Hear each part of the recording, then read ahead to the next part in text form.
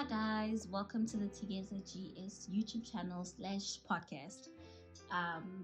Where motivation and Christianity interlinked to equip you for days to come. So this is a sequel, another episode of the Convos and Laughters ... I'm with my friend Nombuso.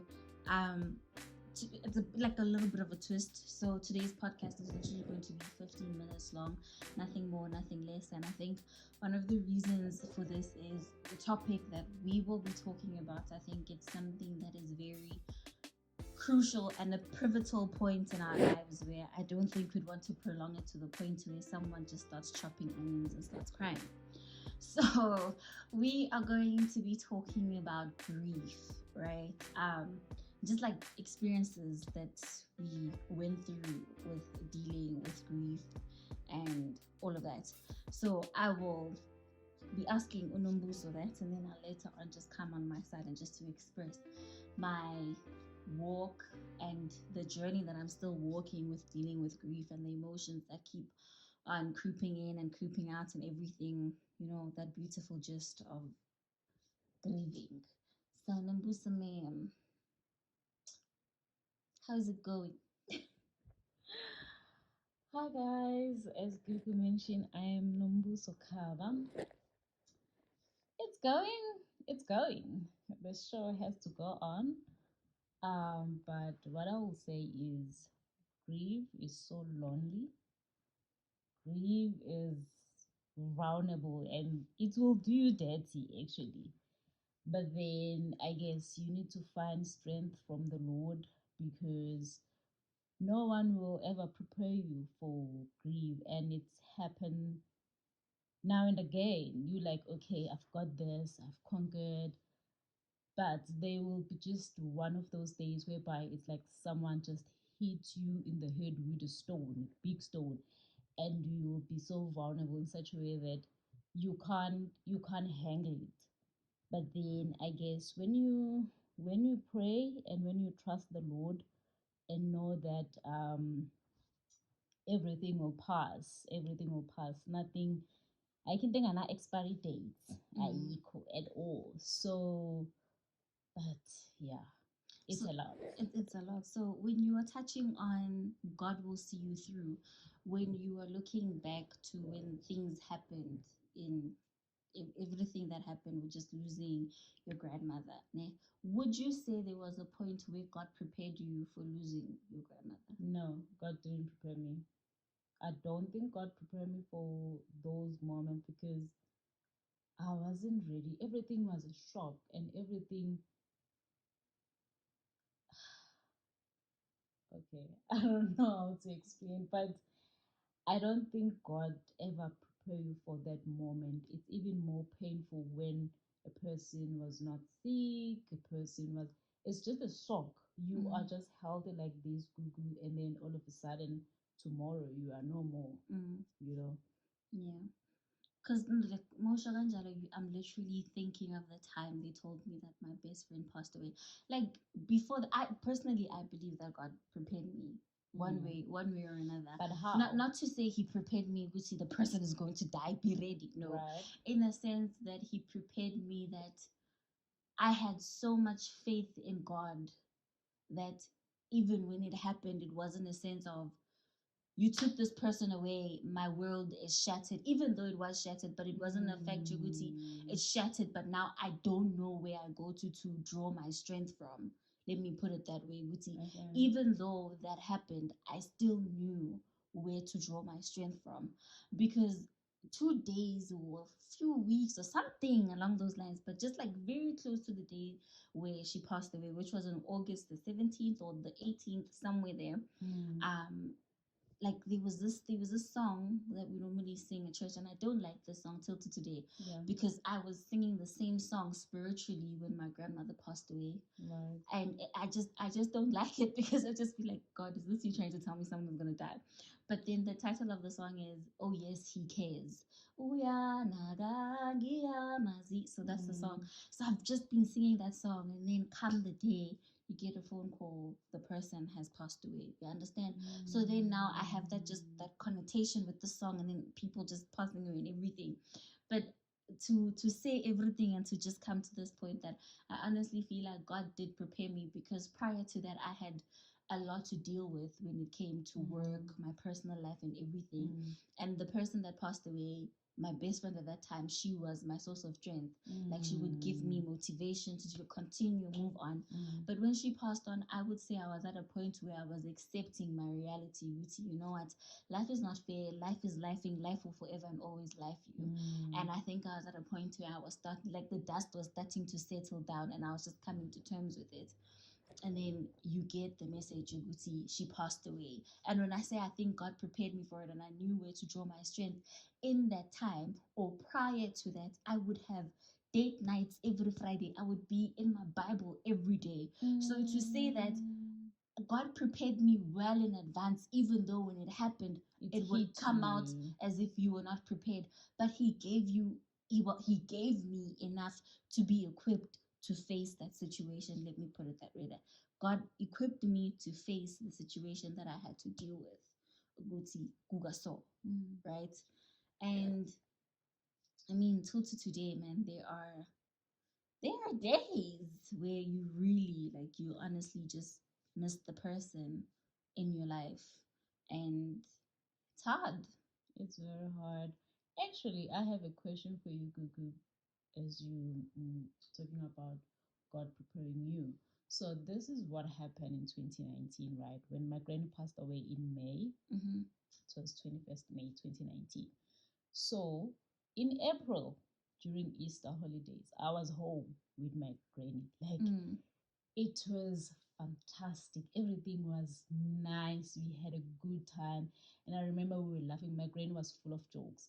So I remember this time she was saying that, hey, Buso, she used to call me Ngane. Hey, Ngane, Buso, I just want to show you something.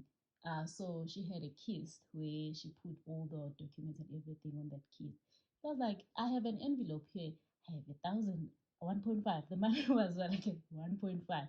And she was like, if something happens to your grain, guti penu penu, don't just cry and roll all over the floor.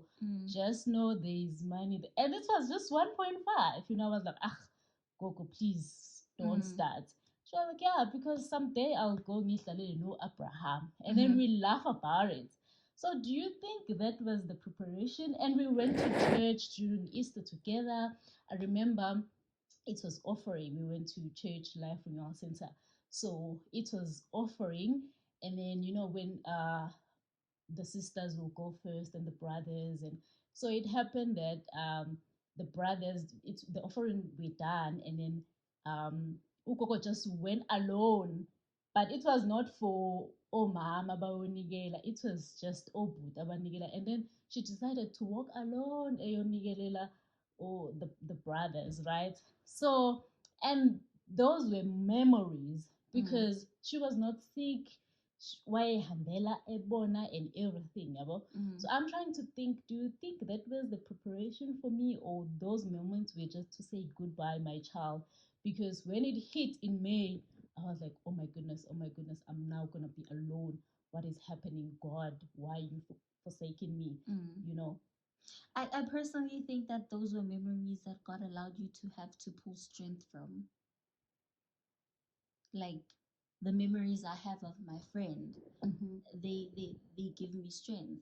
Like the last conversation I had with her, as weird as it was, but it gives me strength when I look back to it and she tells me, I love you. I don't know if she knew she was gonna die, but I definitely know I didn't know that she was gonna leave me here by myself with so many dreams that we had together and things that we wanted to achieve together. But I think those are memories that you hold on to so dearly, to just be like, yeah, like, this is where I draw my strength from. Because I remember even when Siongwaba Ugogo and my grandfather, but this was more of my grandmother. I was reading I don't know which book, but I think it's the book of Philippians or Corinthians, where Paul was talking about, in my weakness, that is where God is made stronger, in my weaknesses, And in that time, you are weak. You are just weak. And I remember both when my friend passed away, my grandmother passed away. I used to pray as a way of showing my grief. I Mm. would pray, I would close the door and pray, like 24/7, pray and worship. And one song in Itanda Yaga Marvin Sample where it's um well, I forgot the title of the song now, but I'll add it. But it's a beautiful song, and in essence, the song is just saying, "I don't know where you are taking me to, but I'll trust you." Mm, You know, mm, mm. and yeah, man, this journey is tough, and like I don't want to get too deep because at the end of the day, you're gonna get emotional when you're thinking about all these things. But And yeah, this journey is just tough. And to tell you the truth, it's some people, it will take them like 1 year, 3 years. I'm still in the I think 2023, it's when I realized that Nombuso, you have to live your life fully. Granny is not here. Do not shame, no shame around. Don't shame for yourself. You have to pick up the pieces, fill in the puzzle as much Hmm. as it difficult it is, as much as you literally see that, okay, I'm alone, my person is no more. You will have moments whereby you will just burst into tears, whereby you will feel that, oh man, I so wish, like I used to call my granny every single day without fail, Mm. and we will talk and talk and talk and talk. But now I don't have a person that I can do Mm. that with. Yeah. So I have a big sister, cousins who's Pilili. So we talk day and day, but it's not the same. The thing is, Mm. it's not the same. When God removed this, like my granny was my all-in-one, like my Yeah. mom, my father, my everything. Mm. I feel like I was robbed because I had so many dreams. I had so many plans. Like I was looking forward to travel with my granny. I was looking forward to my granny to sit in my car. Mm. I was even we were even laughing about it that, oh man, one day when I buy a car, we'll drive to the town and then away in Gugu. All those kind of things. Mm. And now I'm getting close to those things. This person is nowhere now. It's nowhere. I'm just doing my psych articles now. Like I'm just getting closer to my childhood dream of becoming CA, SA. But then this person is not here to celebrate with me. Mm. So, but then I'm thankful for all the lessons, for all the prayers. I'm just grateful to God. Mm. And honestly speaking, 2019 was the worst year of my life because I was even hospitalized for like full 3 months because I couldn't handle it. Mm. And Weirdly enough, how 2019 was both of our worst years because 2019, bro, that's the same year I lost my best friend. Like 2019 was not the year for me. Like I hear people saying this is not the year, can it end already? I think 2019 was the pinnacle point for me. I was just like, can you end already? Because and 20 listen, and 2022 as well was not a good year because I also lost my baby. I can say Lindo Gushle was my baby because it's my sister's son. mm-hmm, So, and also I we had to raise the child with Granny, like three of us at home. So when Lindo Gushle just got into a car accident and then passed on, it was a shock of my life. It was so painful, mm, you know, and no parent has to like akekho umzali afanele aluze umntanakhe. It's so painful. mm, I'm always in prayers for Sisphilile, always praying for her day and night, because it's a wound that stopped bleeding, and the show has to go on. The show of life must go on mm. you know so grief is something else. It is. You need to But be like gentle one with thing I yourself. just want to touch on, like for me, when we were talking about ukuthi ugogo hambile but you are Lord, I think when I was having my prayer time, I can't remember which Bible verse I was. So I can't remember which Bible verse I was reading. Like honestly, I can't remember, but I know I read a Bible verse, and in that Bible verse, I think the concern that I had when Kulu passed away, when Gogo passed away, and when Taylor passed away was all these people are gone. What do I have tied to them? Like they gone. I don't have them. You know, like Mm. you said, Wuti, God left you alone. And I think the revelation that I got, like I said, I don't know which Bible verse I was reading, but it was a revelation nonetheless, is that these people live within you. Like you share a DNA with them. So a piece of them is in you. In as much as they are not with you physically, but you carry them wherever you go. The same way you are carrying your forefathers, forefathers, forefathers, forefathers in your DNA. You are with them. The same way I don't know my mother's mother, which is my grandmother, but I carry her every day. I carry my mother's father. I don't know him in my life every day because of the DNA we share. Mm-hmm. Now, this now takes me to the relationship we have with God, Ruti. I've never seen God, don't know who God is, but I'm made in the likeness of God. So I carry God every day because I am made in his likeness. So now that I think about it, I think the verse was somewhere in the book of Genesis when I was reading that book, and I think that's where I got that revelation. Ruti, yes, the people are not there. Yes, I am by myself. Yes, I feel lonely. Yes, there is a void in my life where I don't have these people, and there's a huge role that they used to play in my life. But I carry these people. I carry these people's teachings. I carry these people's thoughts. I know that these people had good thoughts about me. And I think that's where I draw my strength from. Good in as much as I've accomplished so much because in that time I was stressed, like stressed. Things were not going the way I wanted them to go to. They were there praying for me. But now you're here accomplishing so many things after you've cried so many tears. These people are not there to celebrate with you and everything. But I know because I carry them in a sense that they are there rejoicing with me. Now, disclaimer, I'm not saying I believe in ancestors.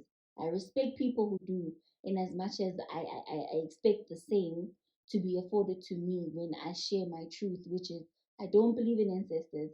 I'm not saying they don't exist, but for me, my faith journey and my religion and my beliefs, I don't believe in them. So I wouldn't say, Gucci, humanity, I carry them with me that now they are with me and it's people that I go consult to. It is people that I know. It is people that I know wanted the best for me. And it is people that I know when Jesus comes back again, I will meet up with them again in heaven and be like, 100. what's up, dog? Well, I won't say what's up, dog, to my grandmother, but like, what's up? We are here together. You made it, you know? So, yeah, like, guys, grief. Like, I think there's this pastor at church, he was just like, do you know that you grieve a person for 40 years? That is so true because there are people who take grief lightly. And I believe that, Gugu, we are not the same. You might grieve only for 1 year. I can grieve for 10 years. You know, people are totally different. And people have a tendency of judging other people unnecessarily because we are not the same. And also, it depends that person ukuthi ube tight kangakanani kuwena to get it. So yeah, man. I remember, now that you're saying that, I remember I used to post a lot of my friend's pictures when she passed away. Then I got a phone call from someone from church. The person is like, the thing is, I don't want to disclose too much information about this person because I don't know if they're gonna watch this video or not, you know. But the person will know nonetheless if it's them. But I get a phone call, but mind you, this person is old. Like he's old enough to be my dad. I get this phone call from this person, and he's like, "You should stop posting her and acknowledge that she's in a better place and move on because you know that we have a better hope, which is when Jesus comes back, we will we will meet the person, we will meet Taylor again." I mean, at that time I was angry. Who are you to tell me how to grieve? Why don't you tell me it is okay to miss that person the way you were grieving? I think he said something along the lines of that, but in that moment, mind you, it was like 2 months after she passed away or something, and you were telling me not to post her. How is that going to translate in my mind? Obviously, you're telling me how to grieve. and what not to do.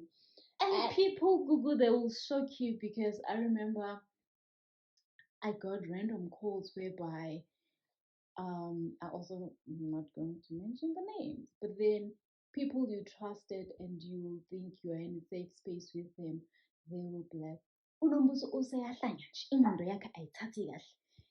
She is getting crazy. Uyayi-create-ela lento yokuthi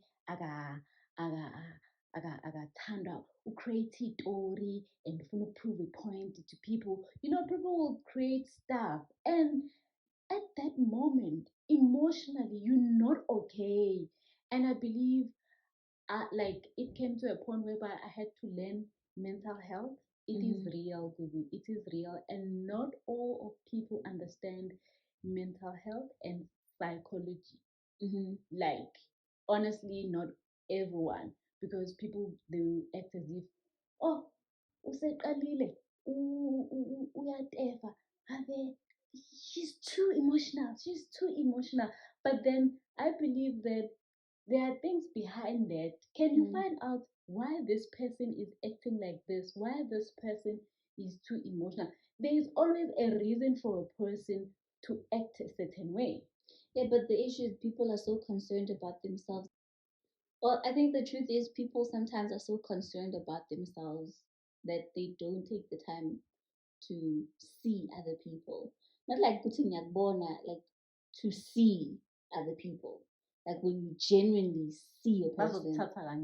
Like, yeah, ukuthi ngiyakubona uhleli nami lana, I see you, but there's another level to seeing a person, to see the essence of you and to see the point where ungasekho right. People don't take the time to actually see when you are not okay. Now, kukusaqala into zakhe. It's okay, that kind of case. Exactly. You see, you starting with your shenanigans, but I mean, at the end of the day, it is what it is. I mean, now I stop now with the healing. I'm not fully healed, still in progress, still grieving. I love that girl so much. Love my grandmother so much. I love my grandfather so much. But I think now I'm in a different stage of my grieving where I can sit back and be like, okay, probably that phone call was coming from a good place. So even when you grieve, don't grieve too much like you don't have hope. Yeah. But back then, it didn't come across as that way. It came across as don't grieve at all, you know, because psychologically and mentally, as you said, you were not in a good place, you know. And I think it's very important for everyone who's grieving, Guti, have a sense of community. Have, I don't know, but like have a sense of something where you can offload whatever you are feeling so that you can navigate your way back to your your previous mental state. But I don't want to say your previous mental state because your mental state will never be the same. Exactly. For example, when my granny was still alive, I had other traumas and other emotional challenges that I had that I didn't know about it up until my granny passed on. For example, when I started grade 8, what's the first year in high school? Grade 8, right? My mom passed away, and we didn't even have that tight bond with my mom because she was not coming home, and I never had that time with my mother. For that alone, it's a trauma. Number two, here this person, she just passed away. We had it on Wednesday, and Saturday we had to bury the person. Do you get what I mean? That alone is a trauma. And I believe that if you are a child, you need somebody that will nurture you. Yes, my granny was there for me ever since I was a child, you know, because I remember when we were going to preschool, I was going with my granny because my granny was cooking at the preschool, you know. But then it was our situation at home was so difficult, like it was so difficult, you know. And then here's this child. I never know my father. I don't know my father. That alone is a trauma, you know. And I know that my father passed away, but I never seen him. I don't know his family. Like it's a lot. When I was still young, a teenager, no one. I grew up in a. I grew up in a very Christian home, whereby our granny taught us love. Like our granny taught us love, respect, So, but then there's one thing that we never they never taught us to show your emotions. I've struggling with showing my emotions for a very long time, you know. And that also is kind of a trauma because here you are in your 20s, um, and sometimes you don't know how to react. There are people whereby if you come and shout at the person, she will react like fast, fast, fast, and then you just keep quiet.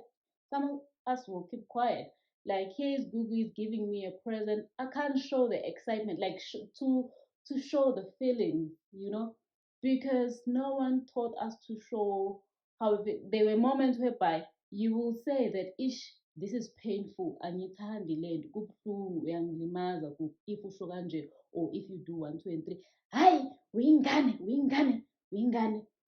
All those things are traumas because they didn't allow us to be ourselves. Here you are in your 20s, you just enjoying to go stomach out, the excerpt of stomach out, in the excerpt into your teenage stage. But then because we grew up in a very religious and Christian family whereby Sunday school okay, there are things that as a saver, honestly speaking, kunezinto ezasava and zazigcina, but uthi uma ubuka bheka ubone ukuthi ngarojwa la to be a child, ngarojwa.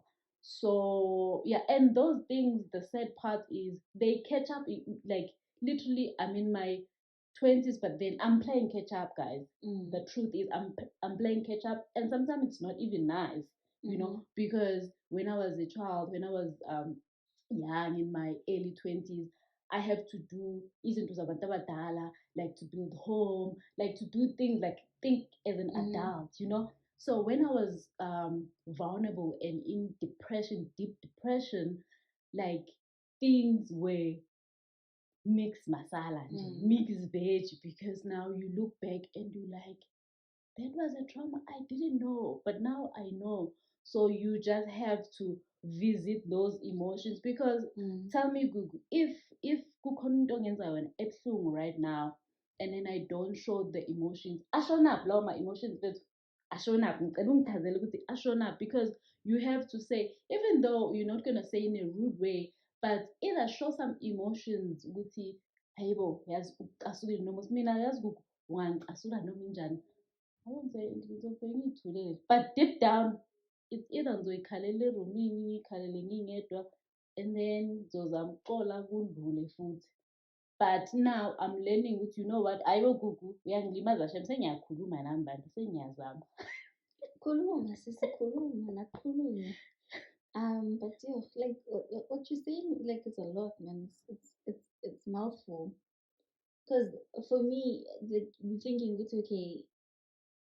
Growing up, I think it's a black thing majority of the time. Like you are not given the voice as a child to be truly yourself. A child is supposed to act a certain way. Especially if you're a Christian, you're supposed to dress a certain way, especially Kuliso Abokoko or that generation.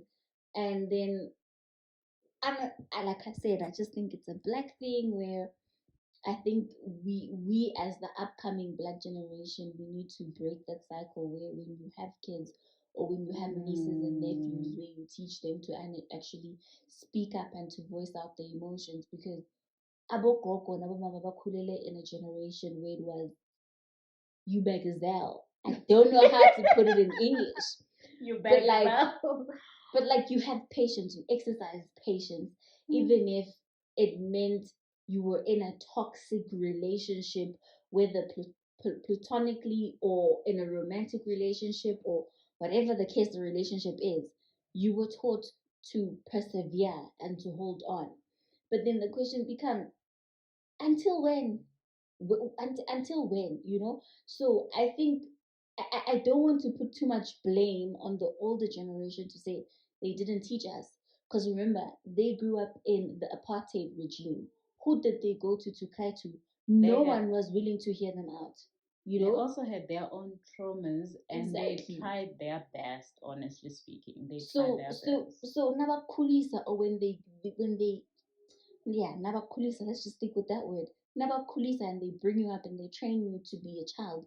They train you based on the best knowledge they gained at the time they were growing up, which was, you don't voice your emotions. Life deals you a crappy plate, you deal with the crappy plate and you move on. You don't have time to complain. But now we are moving into a more diverse generation where you speak up, you talk about it and everything. Kusho ukuthi, "Hayi bo, ngeke." But one thing for sure, and that is a vow that I made to myself, is if ever God blesses me to have children and I get married, one thing I will not tolerate is to tell my son or to tell my husband, "Men, don't cry. You are going to cry. You are going to have a safe space. If it's not me, it's fine. But have a safe space where you can cry, firstly." Yeah. Because that is where we foster monsters who are men when we tell them don't cry. Because, like you said, if you don't cry, if you don't vent your frustrations, where are the emotions going to? You're going to be a monster at the end of the day. So I'm definitely not going to have that. Secondly, I want to teach my kids to have godliness, which is confidence in God, where you are yourself, you express yourself however you want to express yourself, because God created you to be that person. 100%. And just be who you are under God's umbrella and shine that light.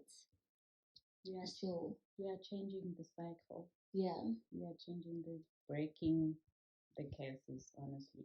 Yeah. So yeah, this podcast went on from grieving to another topic altogether, but as we are closing, because it will never end, trust, best believe, there's so many things that we can talk about. So as we are closing up, jokes aside, I honestly said that this podcast was going to be 15 minutes, but it ended up being more than that. So Gang gang. jokes on me. But anyway, I hope you guys really enjoyed it, you had fun, and like there's so much food for thought that we could just gather here and there in this conversation. Yet again, I apologize that you cannot see our faces due to technical issues and challenges that we have. You are literally just blessed with the melodic voices that God has given us. So stay tuned for more. I hope you are blessed, you are awesome, and you do the most, and you shine like God intended you to be. I will hand it over to Nombuso to just share her closing remarks, and then we are out. I don't have much, guys. All I want to say is keep strong, trust God, have faith, don't lose hope. There is a light at the end of the tunnel. I assure you, there is a light at the end of the tunnel. Much love. Bye. Bye.